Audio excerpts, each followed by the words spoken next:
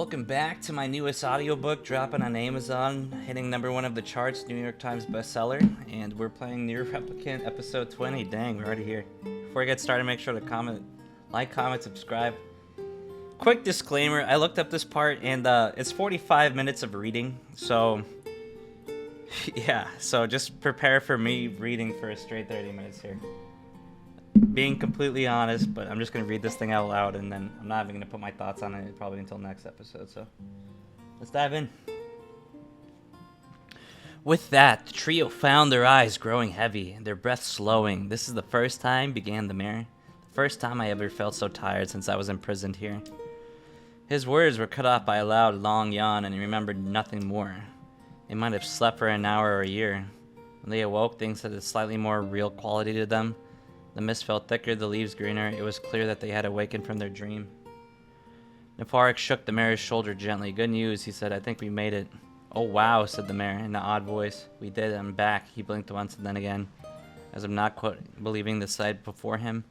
You two have no idea how much this means. The death dream was spreading around through our village, and I wanted to. Well, I thought I could figure out how to stop it, but I guess that wasn't the case. I must have caught the disease and become trapped in my own dream. The mayor started to stand, then collapsed back to the earth. He stared at his legs as if he were trying to remember how they worked, then glanced at Nepharix and shrugged. Without a word, the young man reached down and pulled the mayor to his feet. Real life may take some getting used to, said the mayor as a wry smile crossed his lips. You shall relearn in shorter order, I'm sure, said Weiss. For now, you should return to your home and rest. No, said the mayor, swaying on unsteady feet. No, I can't. Some of the villagers are still trapped in the death dream. I have to save them. The mayor slowly made his way to the divine tree in the center of the village, then bowed his head and prayed silently. This is a holy tree, he explained when the prayer was finished. It's the guardian of our village's history and memories. Superstition will only make our mission harder, muttered Weiss. We should not put our faith in the gods. The mayor shook his head. Not the gods, the words. Legend says that our tree is home to a powerful magic known as a sealed verse. Nepharix and Weiss could not contain their surprise. It seemed a goal had been found in the most unexpected of places. I say, muttered Weiss, this is certainly a stroke of luck. As the three of them said their goodbyes, Nepharix mentioned the strange man who gave him the third riddle and the mysterious words he had left with them. I once saw a version of you that was not yourself, muttered the mayor. What in the world does that mean? Lost in thought, he stared into space for a long moment. You know, he said softly, this is going to sound odd, but I had a feeling I'd seen you before too. Nepharix tried to keep a straight face and failed, but the mayor didn't seem to notice. Deja vu, right? Anyway, I figure it's just some kind of illusion created by the death dream. It probably doesn't mean anything. Nepharix gave the mayor a nod and a smile, but inwardly his thoughts were racing. Something wrong about the mayor and his words. And what's exactly going on here? The riddle would prove the most difficult one of all. Oh, thank you so much. Now I can finally return to a normal life. This is one of the most bizarre diseases I have ever encountered. Wait, what the hell just happened? No, this isn't the story part. I don't think that's the legit version of the mayor. That's why we have to help the other villagers, no matter what. Dark execution. Summon magical spikes from the ground to impale enemies. Charge to increase the number of spikes. For a sealed verse, that didn't take much effort. Yes, all a touch too easy if you ask me. It's almost as if someone was guiding us to this village. Don't overthink advice.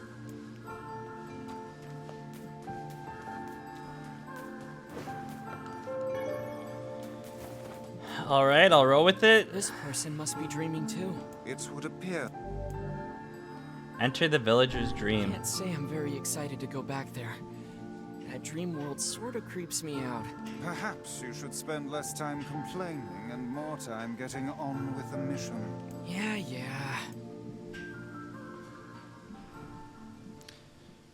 Oh, we got some side quests here where it's more reading. Alright, let's pop off. Let's see what we got. Homie sending me memes. That's interesting. And we don't need that. Okay, so I breathe air scented with death and resist the urge to laugh. For I know what it sound will the words of a madman. How long have I been in this fresh hell? My box, my prison, is tucked beneath a stairway in the long unused catacombs of some infinite castle. Outside, I hear the sound of a funeral dirge that plays without end. Light has no place here. Wind is a forgotten friend. I pray for death to come, but he forsakes me. That is metal. Time passes, and eternity slips by in a single tick of the clock. Someone knocks on my prison. Anyone there? I hear an unfamiliar voice say, "My savior." I claw at the door of my jail, embedding thick splinters under my ragged nails. I scream for help. I laugh. I sob. Surely this is the product of my addled mind. Surely it cannot be true. Help me, I cry. For the love of all the gods, help me. Impossibly, I hear the sound of a lock being torn and falling to the floor. As the door slowly cracks open, I have just enough time to see a silver-haired boy and a floating book before the light pours inside. My eyes, accustomed to the blackness, explode with pain, and I am forced to turn away. "Who are you?" I ask, shaking hands, conveying my face. "How have you come to this place?" "I am Grimoire Weiss. This is Nepharix. Long have we been searching for you. Now come, stand. We shall awaken you from this nightmare together." The one known as Nepharix extends his hands and pulls me from the cell. Though my eyes are slow to adjust to freedom, my ears are keen as ever, and they recognize the staccato sounds of heavy rain. "I never thought to hear that again," I whisper. "Would that this were not such a terrible storm," said Grimoire Weiss. "Look at your feet." I force my eyes to open and see water pulling around my ankles and lapping at my shins. There's so much of it. Yes, and more comes each moment we delay. If we do not make good our escape, we shall all drown in this castle. We know you are weak, but you are our only hope to survive this place. Time, that long-forgotten friend, made itself known again. I nodded my head and swore to save my rescuers, no matter the cost. The castle catacombs are a maze, twisting upon themselves like the endless entrails of a giant. I squint down the dim corridors and proceed north.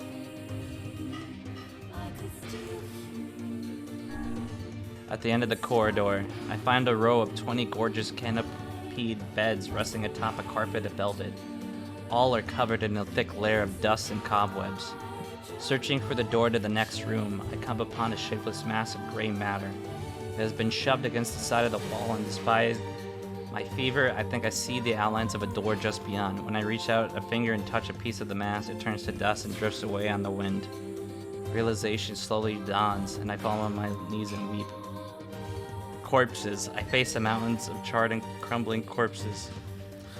I look from it to the beds and back again until the horror dawns full upon me.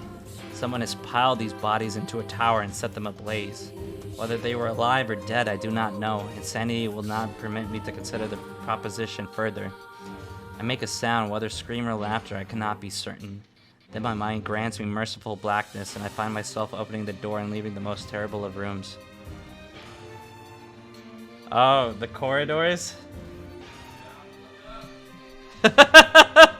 Cody just told me about this one.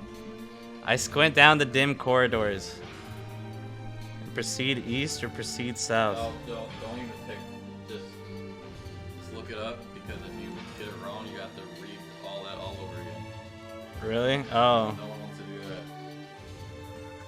Is that what happened to you? Yeah. I was like, I don't want to do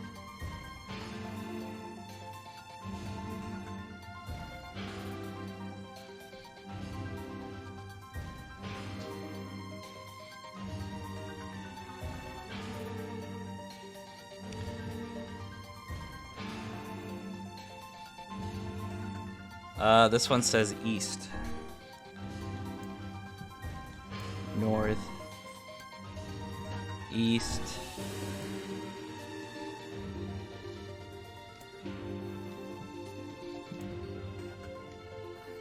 I find myself in a great hall with only sounds of rain for comfort. The waterlogged red carpet squishes beneath my feet.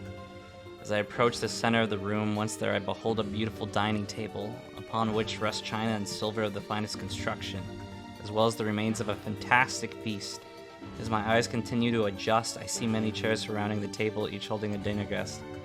Noticing the movement, I approach the chair at the table's head, but as the truth of the matter dawns on me, I recoil in horror. The host of the feast is a corpse, and as we are all invited guests. Wriggling insects have made homes in their remains, and this is the movement I saw. This creator is gnarly. This once splendid feast was now nothing more than a requiem for the damned. I take a moment to steady my shaking hand, and slowly back away from the table, desperate to lose sight of the abomination before me. My gaze lands on the chairs upon which the dead were seated. This is a mistake, for the chairs to prove to be even more terrible than the feast itself. Each one is covered in a layer of spikes that run from the seat up the back and down the arms. This explains the color of the carpet beneath my feet. I can only pray that the unfortunate diners were dead when the meal began. For if not, it is a simple task to envision the agonized screams that must have sprung forth from their mouths. Bro. Dude. My mind grasps frantically at the possibility that these souls have committed some terrible crime for which was punishment. Though in truth I suspected they had committed no crime at all. There would be no tomorrow for these unfortunates. This was their last supper. I squint down the corridors.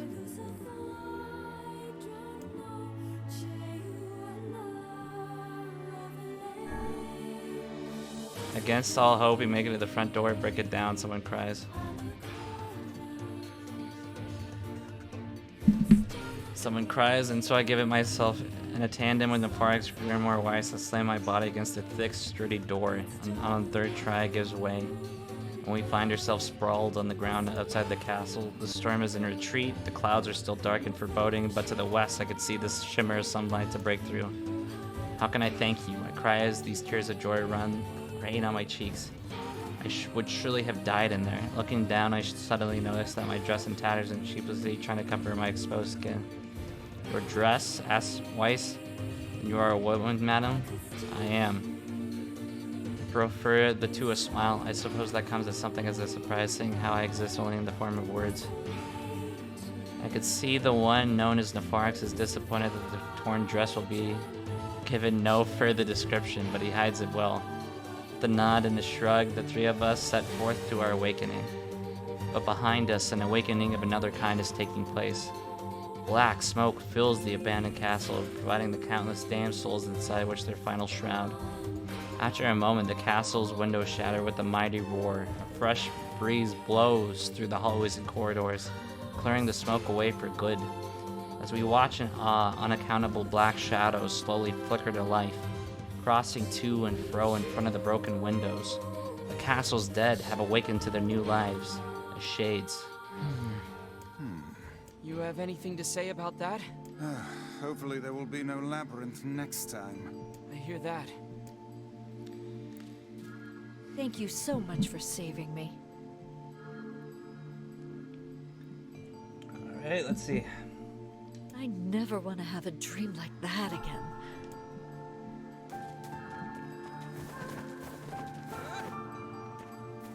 And another victim. This work certainly is trying. I figured a book like you would be into all this word stuff, Weiss. Even I have my exceptions. Now let's be off.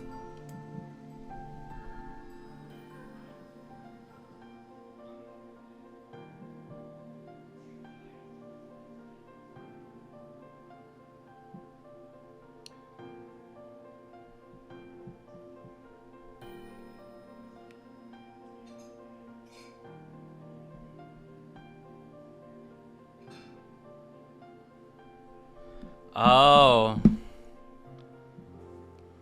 I cheated on this one. A colony of massive sculptures was visible in the distance, their tall forms scraping against the sky. Weiss and Nepharix had never seen such a sight, and their eyes are widened as they try to take Those it in. buildings must be huge if we can see them from this far away. What do you think, Weiss? As Weiss considered his answer, the sun beat down on them with renewed ferocity. Perhaps they are some manner of mirage. He said.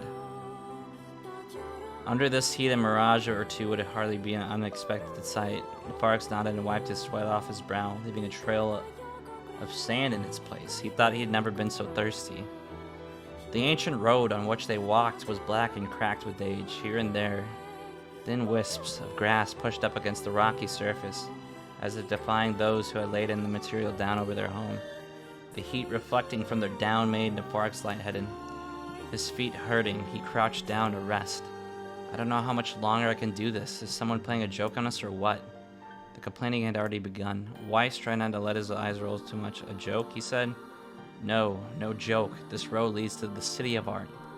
Perhaps the path itself is simply some manner of grand artistic work. You don't sound very sure of yourself there.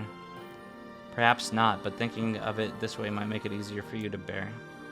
Nepharix glanced at Weiss's grinning face, shook his head, and resumed walking. As time passed, Nepharix's feet grew more painful and his throat drier than he thought possible. He tried not to look further than the next step ahead because the bright sunlight made him hesitant to trust his own senses. We are definitely getting closer, said Weiss in an effort to cheer his companion. Yes, this is certain. Encouraged, Nepharix lifts his gaze. Suddenly, he stopped walking, choosing instead to stand in the middle of the road with his mouth and eyes wide open, and his finger pointing in the distance. Water, he cried. It's water, water. Yes, I don't see any water. Over there just ahead of us, look at the sunlight reflecting off of it. Without waiting a response, Nepharix sprang to life and bounded towards the sight. What in the... There was no water, but there was nothing but sand in every direction. Nepharix closed his eyes and sighed as Weiss floated up behind him and chuckled softly. I believe this is known as a mirage. Many a endeavored traveler has spoken of such things. Nepharix shook his head, bewildered. Suddenly he pointed off in the distance, his eyes wide once more. Wait, there it is. I just missed it. Look, it's right there. Sprinted off again, leaving Weiss with no chance but to follow. After a few minutes of running, Nepharix came to a halt. I could have sworn it was right around here. Confused, he pointed his hands up to his eyes and rubbed them vigorously. As soon as he stopped, he noticed a blue shimmering pool of clear water just over the next rise. With a shout, he bounded off in search of it. The chase continued for nearly an hour until an exasperated Weiss finally floated up to Nepharix and struck him in the face with his cover. Enough, you blithering idiot. Stop this at once. There is no water here. Nepharix's face clouded. There isn't. There is not, and perhaps next time you'll listen to me when I tell you as much. Weiss paused for a moment, then continued speaking in a slightly kinder tone. However, I suppose this mad chase was now altogether. It seems we have arrived in the city of art. Nepharix looked up. Stretched out before him was a row of impossibly tall sculptures. Journey was at the end. They're huge, cried Nepharix, completely forgetting the heat and pain of the past few hours. I've never seen anything so big. Every sculpture was formed from roughly the same shape, a tall rectangle that stretched upward toward the sky, but that is where the similarities end. Most were covered with the panes of glass that reflected light in 1,000 directions, while others seemed to be nothing but frames of steel. Some had tall spires on their tops, while others possessed triangular caps.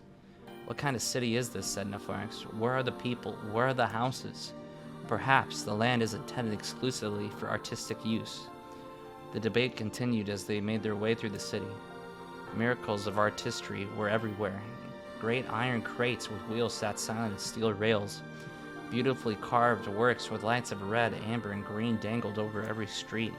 Moved away from the massive sculptures, they found a great array of smaller ones. Some were covered in glass or brick, but many were composed of materials they had never before encountered. The sheer variety of colors and styles were staggering. Unable to find a theme or purpose to the abstract works around them, Nepharix and Weiss eventually fell silent. On the outskirts of the city, they discovered 3 sculptures in the shape of humans. Nepharix uttered a sigh of relief as he approached them. Finally, I was getting tired of modern art. The 3 statues were indistinguishable except for a single word chiseled into the right arms. One read alpha, one read beta, and the final one read gamma.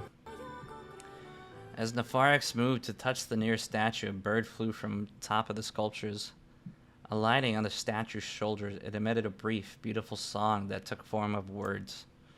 Only one form is real, the others are false. The real form will always speak the truth, the false one will only speak of lies. With that, the bird departed, and as if on cue, the 3 statues shuddered to life, acquiring color and form as they began to breathe. Hey, look at that, said Nepharix. They're alive. The triplets bowed low before Nepharix. Please, said Alpha. You have to get me out of this nightmare. I am real. Stop lying. He turned to Nepharix and threw his hands in the air. Alpha's a fake. You know I'm the real one. What a load of crap this is. Beta is fake. Everyone knows that I'm the only real one around here. The respective pleas, the three statues returned to their frozen state as silence once again enveloped the city. When you consider all the statements, only one of them could be the real thing, said Weiss. Nepharix furrowed his brow and considered his answer. Only one form is real, the others are false.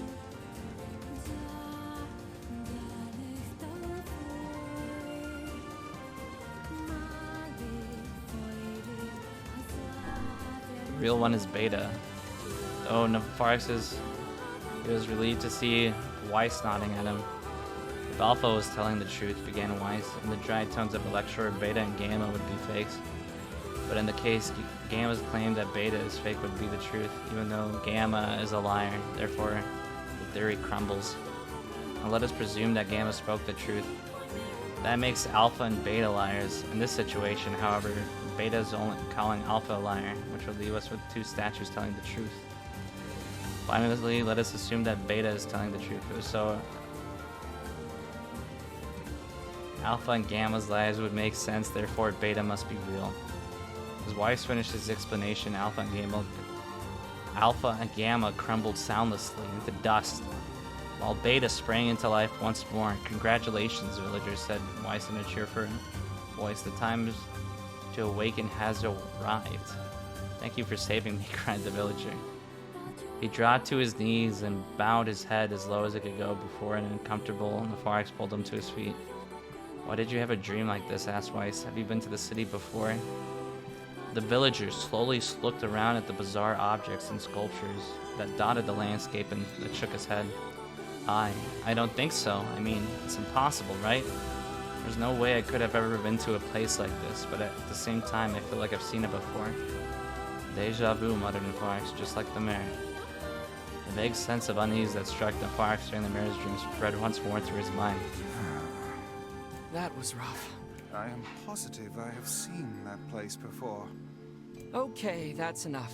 Don't need you getting all weird on me too. Okay, there.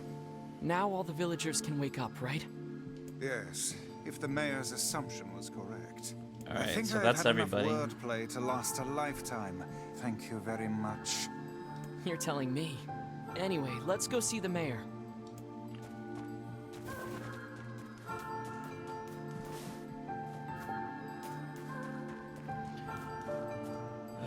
Alright. Oh, how here? Obtain the one-handed sword. Wow, Faith. this looks valuable. I can really have it? Of course. It's apparently a weapon of some renown, but we have little use for it. Well, we appreciate it. Thank you again for everything.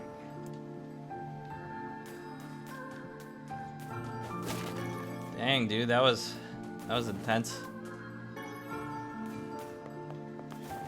Just the riddles. Yeah, I'm saving. Oh, I'm not doing that again. 12 hours, bro. Huh. I knew you were gonna catch up this weekend, but impressive nonetheless. You know how I do? I just do So binges how on was the these games. Oh, it was truly magnificent. There are no words. Really. Neat. Let's get back to Popola. She'll probably want to know what's going on in there. Anywho, I think that's a good stopping point for what we just did. If you enjoyed this content, make sure to like, comment, subscribe down below, and we will move on to the next part. Thanks so much. Enjoy the rest of your day, guys. Have a good one. See you tomorrow.